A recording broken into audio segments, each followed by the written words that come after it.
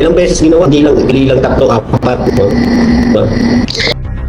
Yo guys! Magandang araw, magandang gabi mga kalingap. Eto na naman tayo guys, no? Muling magbabalik na naman si Papa Shider. Grabe, mainit-init na naman to guys. Ay syempre, sobrang nakakapasong issue na naman to guys. Grabe, 5 or 4 na beses daw. Ano yung 5 or 4 na beses daw?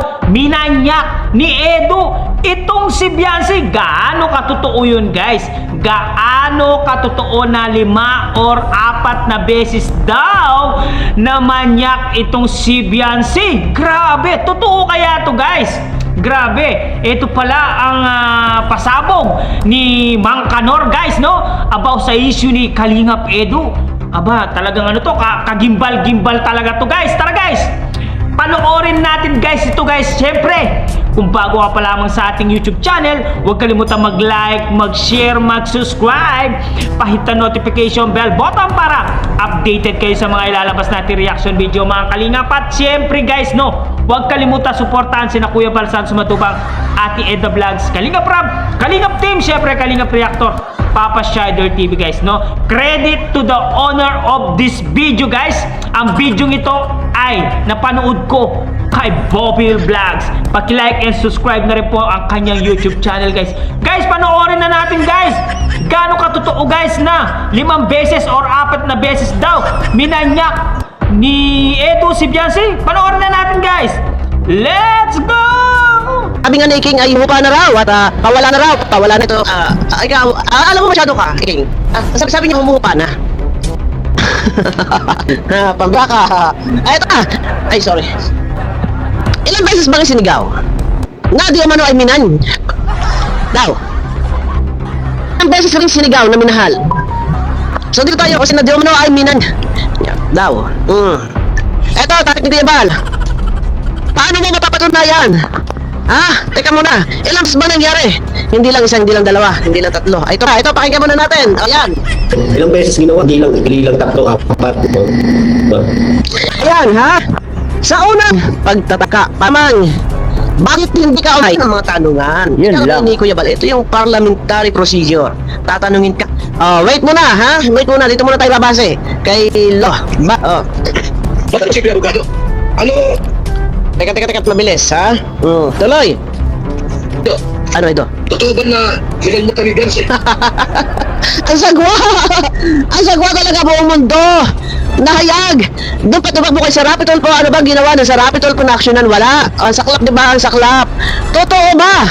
Alam niyo sa totoo lang mainam, iyan hindi dapat na dinala yan sa social media. Tama. Di ba? Private matters yan. Ang iniingatan dito is yung reputasyon, yung na kagaya niya kan mahayag sa school campus nyo na di umano ganito hanggang sa pagtanda natin ang video na dyan namamayagpag. Totoo ba? Ito Sabi si Ido. Itanong mo po sa kanya kung minanyak mo siya. Itanong mo po sa kanya kung minak ko siya. Ngayon di tatanungin.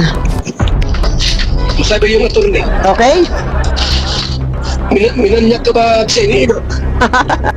Okay. Opo. Apo!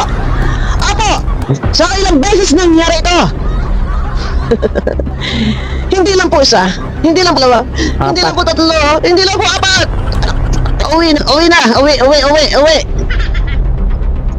Uwi. Tapos na. Nakakatangka, nga di umano. Alam mo sa totoo lang, ang sigaw pa, pagtatangka, okay, medyo maganda pakinggan yung sigaw ni Pulang Uod. Pero mismo sa bibig lumabas, sa bibig ni Beyonce, na mismo siya ay minanyak. Una pagtatangka, bakit hindi ka? Nagreklamo, bakit hindi ka?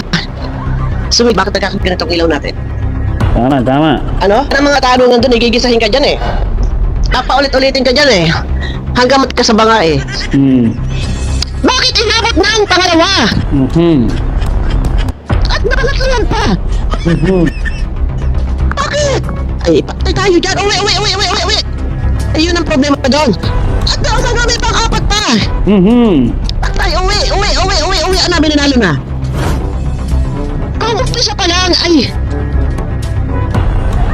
bakit mo gusto itong ginawa mo? Bakit? Paulit-ulit ka pang sumakay ng kotse. Yun lang.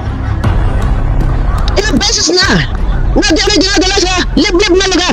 Bakit paulit-ulit ka pa? Sumasakay. Gusto mo rin ba? Yun ang tanong nyo. Gusto. Bakit? Hindi ka nagreklamo. Ito ba ay alam na magulang mo bakit nagkaganyan? Ito ay alam na magulang mo. Opo, alam po ng magulang ko. Ano ang naging reaction ng magulang mo? Doon pa lang. Masisisi ang magulang. Ay, kasi po may utang na loob po kami. Ay, yari ka. Uwi. Doon pa lang eh. Pag sinabing, nagsumbong po ang aking anak. Wala po akong nagawa. Ay, yari. Patay ka. Ah. Ama, tingin sa Edo. Ano yung minta? O Edo, pinanyak mo na. Masabi si Edo. Di ko alam. Baka ko'y tulog. Baka tulog din ang ulot. Teka ka muna. Ay, Diyos ko, grabe ito talaga. Sa totoo lang, hindi kasi ganun kadali. Oh, sa totoo lang, masusin pa imbestiga. Ano? Nanyak. Ang tanong nga, naku, ya, wala na. Ha? Yung pauli-uli nangyari. Wala, diin ka dyan.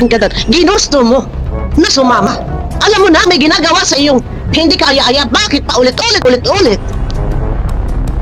Inabot ng pang-apat. Hindi lang apat. Ano? Grabe, ang dami yan. Ginusto mo, ayaw mo. Ay, hindi, ayaw ka po. Ay, bakit ka sumama? Eh, kasi po, wala pa maghahatid sa akin. Ay, bakit hindi ka nagpakontak yung ama? Eh, kasi po, busy po ang tatay ko. Ay, pambihira. Ay, uwi. Yun eh. Alam mo yung totoo lang. Naku po, pakti tayo. Hindi kasi ganun kadali yun. Lalo na kung halimbawa, nasa paglilitis na. Magaling yun akong abogado. Ay, tiyari na. Tsaka ang akin lang, sabi ko mga private matters, ano po, usaping pribado yan, hindi dapat talaga yan pinag-usapan sa social media. Sino ba naglabas sila? Pinasabog lang uod, tapos si Beyonce, dalala kay si Rapitol po na hindi naman iyon ang kanya reklamo doon. Kundi ang pagpapatay. At yun nga guys, narinig natin no si Red Zane na si Pulang Uod, aka Mang Kanor, na 4 or 5 beses daw ginawa ni Edo ang pagmamanyak kay Beyonce Jean Batalero. Kaano ka totoo to guys?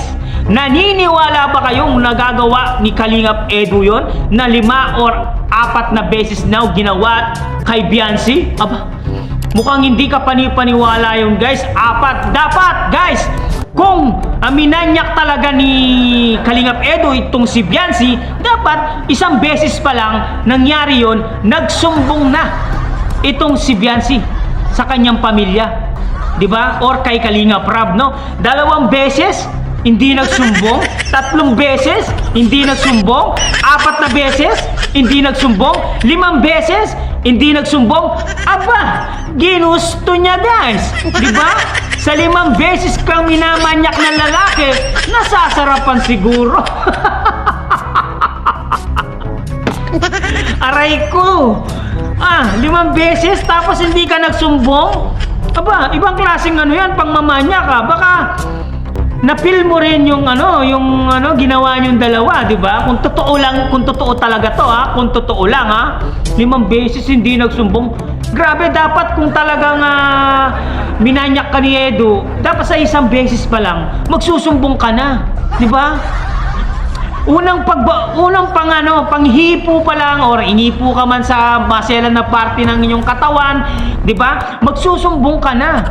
Ipapahinto mo ng vlog na 'yon, 'di ba? Kasi may nangyari nang hindi maganda eh. Tapos pinatuloy mo pa rin ang pagba-vlog niyo. Umabot pa kayo ng 97 episode.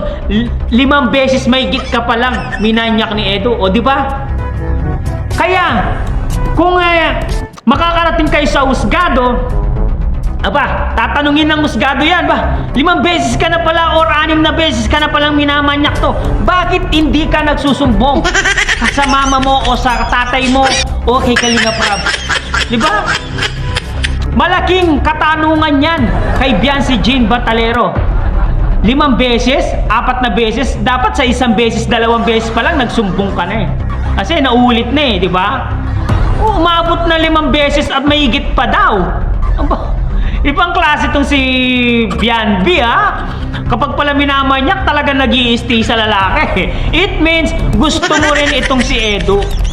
May pagtingin ka rin kay Edu. Ganito naman talaga eh. Kapag ang babae, kursunada mo ang lalaki, kahit alik-alikan ka niya, kahit ipu-ipuin ka niya, kahit lips to lips ka niya, hindi ka papalag. Guys, kasi gusto mo ang lalaki. Guys, ranas ko to, lalaki ako. Kapag hinalikan ko yung babae, hindi pumalag, it means gusto niya ako. Type niya ako. Kapag hindi ka type, grabe, papabarangay ka. Isang beses lang nangyari yung pangaalik, barangay yung hanap mo, makukulong ka pa. Guys, kapag trip ka naman yung ng lips to lips sa'yo, aba, may ano pa yan, may kasunod pa yan. May ano yan, first round, second round, third round, fourth round, 5 rounds, 6 rounds, di ba? Ganon yun. Lalaki rin kami, alam namin yung mga kilos ng mga babae.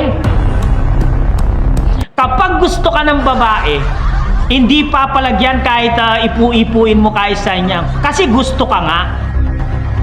Ang hina talaga. Anong masasabi nyo guys? Dito sa binunyag ni Pulang Uod, Mang Kanorna, 5 or 4 na beses daw minanyak ni Edu si Biansi. Comment down below guys at babasahin natin lahat yan guys, no? Guys, hanggang dito na lang muna ang ating reaction video for today's mga kalingap. Siyempre, kung bago ka pa lamang sa ating YouTube channel, huwag kalimutan mag-like, mag-share, mag-subscribe, pahit ang notification bell button para updated kayo sa mga ilalabas natin reaction video mga kalingap. At siyempre guys, no, huwag kalimutan suportahan sila Kuya Bal Santos Matupang at Edna Vlogs, Kalingap Rap, Kalingap Team, siyempre Kalingap Reactor, Papa Shader TV, and sali na rin natin Bopil Vlogs guys, no, sa kanya galing tong video ito. I love you all guys, Momo, chup chup, bye bye.